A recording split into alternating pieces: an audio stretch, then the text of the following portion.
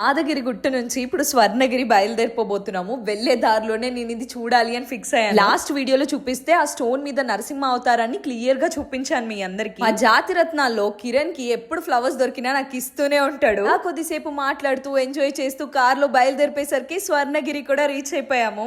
First entrance లోనే ఆ పాదాల్ని తాగ్గానే ఎంత ప్రశాంతమైన ఫీల్ అనిపించిందో నాకు. ఆ బోలెడని ఆశలతో ఎన్ని రోజుల నుంచో ఎదురు చూస్తున్నాను ఈ గుడిని చూడాలి అని. అందరం కలిసి అనుకుంటే కాదు, ఆయన అనుకుంటేనే మనం వెళ్ళగలమని ఆ రోజు అర్థమైంది నాకు. నీ ఎండ మాత్రం బీభత్సంగా ఉంటుండే. 5 నిమిషాలు అలా ఎండలో నుంచునేసరికి ఎక్కడ మాడిపోతామో అనిపించింది, అంత ఎండగా ఉంది. పక్కన ఎండకి ఇరిటేషన్ వస్తుంటే వీడేదేదో జోకులు వేస్తూ ఉన్నాడు. ఆ జోకులకి నవ్వులు కూడా రావట్లేదు. లేదు సరదాగా ఆడుకుంటుంటే నన్ను కూడా జాయిన్ చేసుకోండి అని మరీ అడుగుతున్నాను వాళ్ళని. మాతో ఏం ఆడతావులే వెళ్ళక్క అన్నారు. ముఖం మీద అంత మాట అనేసరికి ఇంకా ఎక్కడుంటాం చెప్పండి. రీల్స్ లో చూసిన ప్రతిసారి ఒక గూస్ బంప్స్ మూమెంట్ ఉంటుండే. అలాంటిది అదే ప్లేస్ లో నుంచొని గంటలు టైం స్పెండ్ చేశాను. మళ్ళీ ఎక్కడ మిస్ అయిపోతానో అన్నట్టు.